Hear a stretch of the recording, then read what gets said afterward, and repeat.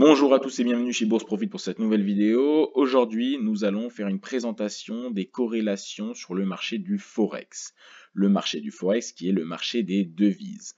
Vous êtes censé savoir que les devises fonctionnent par paire, par couple. On a donc l'euro par exemple face au dollar. Donc dans une paire de Forex, on a deux devises. Dans notre exemple, nous avons l'euro d'un côté et le dollar de l'autre.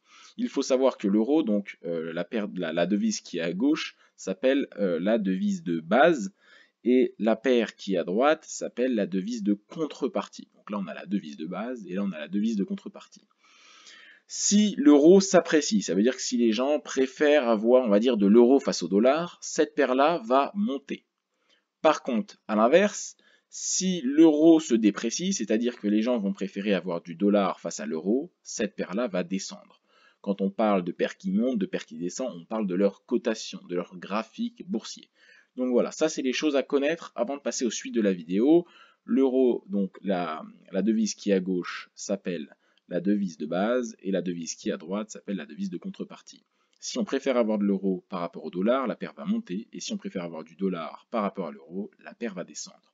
Ça, c'est justement la base pour comprendre comment évoluent plutôt les cotations du marché du Forex, donc des paires de devises. Maintenant, on va voir justement les corrélations en Forex. Déjà, il faut savoir qu'il y a les paires majeures et les paires mineures du Forex. Là, nous avons cité les paires majeures qui comportent à chaque fois l'USD. Donc on a l'euro-dollar, l'USD JPY, donc l'USD contre le yen japonais, le GBP USD, donc la livre sterling face au dollar, et ainsi de suite. Donc le dollar australien, le franc suisse, le dollar canadien. Ça, ce sont des paires majeures. Maintenant, à côté de ça, nous avons des paires mineures. On a par exemple leur GBP, donc l'euro face à la livre sterling. Pareil avec le franc suisse, pareil avec leur CAD, le GBP JPY. Donc c'est deux devises quand même qui sont importantes, mais on va appeler ça des paires mineures. On a la livre sterling face au yen japonais. Donc là, on a justement des paires de base et des paires, excusez-moi, majeures et des paires mineures. On remarque que voilà, dans les paires majeures, il y a toujours le dollar qui va amener forcément des corrélations qui vont être par la suite positives ou négatives. Ensuite, on a les paires mineures avec tous les exemples que nous avons cités. Pour les paires mineures, on va retrouver des devises que l'on a sur des paires majeures, par exemple le yen ou l'euro, et ça va justement également amener à des corrélations. Les devises sont représentatives de l'économie et de la politique monétaire d'un pays ou d'une zone économique. Par exemple, un changement économique, une nouvelle économique, les prix des matières premières, les guerres des élections. Tous ces facteurs peuvent influer sur la devise en question et donc sur les paires qui lui sont liées. Ça, c'est à comprendre. En fait, l'évolution des cotations entre une paire de devises va être influencée par justement tout ce qui est de l'ordre économique et tout ce qui est de l'ordre de la politique monétaire d'un pays, d'une zone économique ou autre. Et donc voilà, il y a plein de choses qui peuvent justement changer un petit peu, faire fluctuer ces paires de devises en fonction de ce qui se passe dans l'analyse fondamentale, donc c'est-à-dire ce qu'on va retrouver sur le plan économique, vis-à-vis de plein de phénomènes qu'on peut voir. Maintenant que nous avons vu les raisons qui peuvent faire bouger les devises, on va étudier les corrélations. C'est ce qui va nous intéresser dans cette partie de la vidéo. Donc pour les corrélations, pour l'étude des corrélations, alors je vais revenir rapidement à mon exemple, à ma slide précédente. Là, nous allons étudier ce cas-là en délaissant la dernière paire de devises. Donc on va prendre ces 6 paires de devises-là et on remarque un point commun dans ces 6 paires de devises-là, c'est qu'à chaque fois, l'euro est la devise de base, c'est-à-dire que dans ces 6 paires-là, l'euro est tout le temps à gauche. Si l'euro prend de la valeur, et ben alors ces paires de devises-là vont monter. Et donc il va y avoir, on va dire entre guillemets, un mouvement commun. Si l'euro perd de la valeur, ces paires de devises-là vont descendre. Bien évidemment, c'est théorique, parce que si dans leur GBP, le GBP descend, perd de la valeur, bah, leur GBP va monter, mais si le CHF, lui, prend de la valeur, et bah, leur CHF sera en tendance neutre ou va pas monter de la même manière, même si ces deux paires-là ont l'euro en devise de base, parce que il n'y a pas que l'appréciation ou la dépréciation d'une devise, mais c'est les deux devises à observer. C'est l'euro face au GBP et l'euro face au CHF. Donc même si l'euro dans tous les cas monte, ça ne veut pas dire que ces deux paires-là vont monter. Bien évidemment, comme je l'ai précisé, ça reste théorique parce qu'on doit prendre en compte également la valeur du GBP et celle du CHF. Donc théoriquement, si l'euro monte, ces 6 paires de devises-là devraient monter, et si l'euro descend, ces 6 paires-là devraient descendre. Mais on va devoir prendre en compte quand même la devise de contrepartie et sa valeur. Donc c'est pour ça quand même que on ne peut pas trader, disons, ces 6 paires-là de la même manière. Ce serait beaucoup trop simple et ça n'aurait en fait aucun sens finalement. Maintenant, il est vrai que quand on trouve une même devise dans deux paires de devises, on va justement voir un point commun, donc une même devise, et forcément, il y aura des liens et des corrélations quand même qui vont être visibles. Les corrélations peuvent être positives ou négatives. On va par exemple prendre l'euro-dollar et le dollar, l'USD JPY.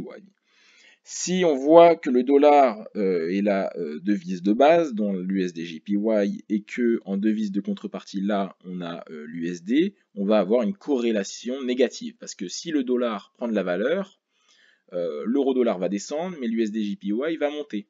Donc on va avoir le dollar qui prend de la valeur dans les deux paires de devises, mais la résultante va être différente. Les mouvements de l'euro USD et l'USD JPY seront inversés.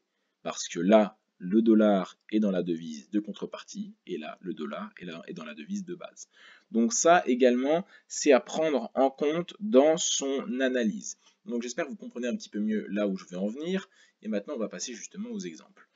Donc on va observer des corrélations qui sont positives et des corrélations qui sont négatives. Donc là, justement, on va pouvoir observer une corrélation positive entre la livre sterling face au yen japonais et l'euro face au yen japonais.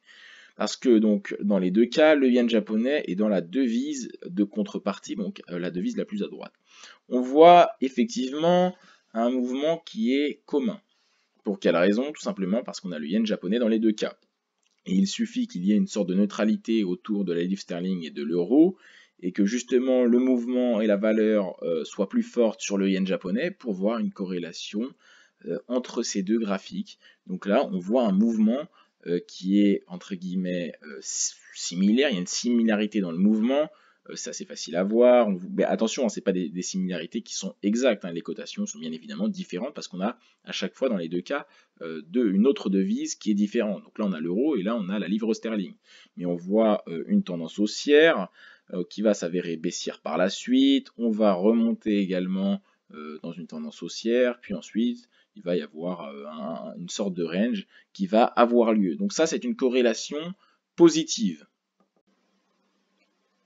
Maintenant, nous allons observer une corrélation négative. D'un premier côté, nous avons l'euro contre le dollar australien et d'un autre côté, nous avons le dollar néo-zélandais contre le dollar américain.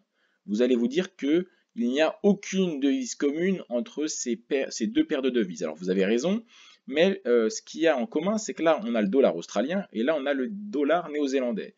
C'est une situation géographique de ces deux pays, donc l'Australie et la Nouvelle-Zélande, qui sont très proches, qui sont justement dans une même zone économique, et donc forcément c'est ces deux devises qui vont fonctionner un petit peu ensemble. On peut faire un rapprochement entre le dollar australien et le dollar néo-zélandais. Ça, vous devez le savoir, vu qu'ils font partie de la même zone économique, ils vont justement fonctionner un petit peu ensemble. Donc là, on a l'euro contre le dollar australien, donc le dollar australien, c'est la devise de contrepartie, et là on a le dollar néo-zélandais contre le dollar américain. Et le dollar néo-zélandais est la devise de base. Donc là, le dollar australien, devise de contrepartie, et là, dollar néo-zélandais, devise de base. Donc on a ces deux paires qui vont évoluer un petit peu ensemble, mais l'une est la devise de contrepartie et l'autre est la devise de base. Donc on va avoir une corrélation négative et on va pouvoir voir justement des mouvements qui vont s'opposer. On voit quand même voilà, une tendance haussière ici, là on voit une tendance baissière. Là, on va voir un gros pic, suite peut-être à une nouvelle économique, ou je ne sais pas forcément, hein, mais en attendant, on voit ici une grosse variation du cours de l'euro AUD. Et là, on va avoir justement une variation à la baisse très forte du dollar néo-zélandais face au dollar américain. Et ces deux pics-là arrivent au même endroit de la cotation, mais vont arriver d'un côté opposé, l'un à la hausse, l'autre à la baisse, parce qu'on va justement voir deux devises qui vont évoluer ensemble, c'est-à-dire le dollar australien et le dollar néo-zélandais, qui viennent de la même zone géographique. Pourquoi le mouvement est opposé? Parce que l'un est dans la devise de contrepartie et l'autre est dans la devise de base. C'est aussi simple que ça. Donc là, on arrive à voir une corrélation négative. Une corrélation positive, ça veut dire qu'on voit un mouvement qui est globalement similaire. Donc si ça monte à gauche, ça monte à droite. Si ça descend à gauche, ça descend à droite. Ça, entre guillemets, c'est une corrélation positive. Une corrélation négative, c'est si ça monte à gauche, ça descend à droite. Si ça descend à gauche, ça monte à droite. Ça, c'est une corrélation négative. Corrélation négative des mouvements qui s'opposent, corrélation positive des mouvements qui vont justement évoluer parallèlement. Donc là, nous avons nos deux corrélations, nos deux exemples pour justement montrer ce qu'on voulait dire. Donc maintenant, nous avons vu justement les corrélations entre les paires de Forex.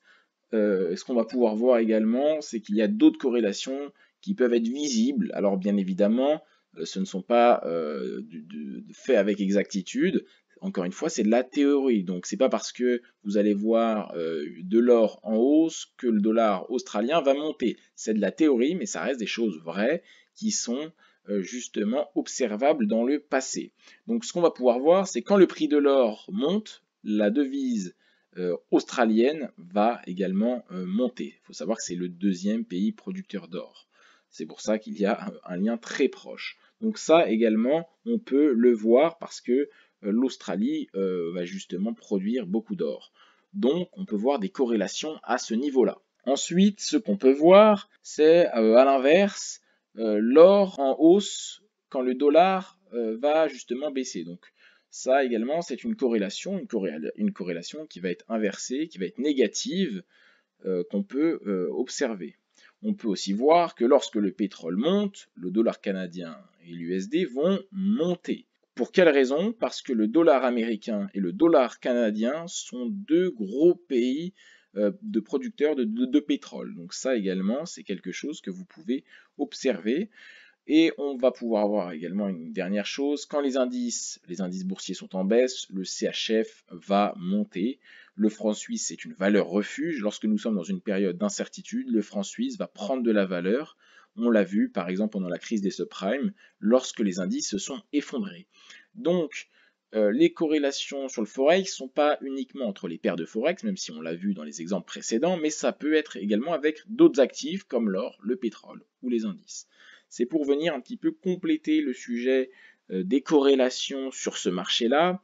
On peut également vous parler d'une dernière petite chose, une petite technique. Lorsque vous prenez position sur plusieurs paires de Forex, essayez de regarder si une autre paire ne regroupe pas les deux lorsque vous tradez. Donc on va prendre pour exemple l'euro-dollar. Donc vous allez placer un ordre de vente sur l'euro-dollar. Vous allez donc vendre l'euro-dollar. Et à côté de ça, vous allez passer à l'achat sur l'heure JPY.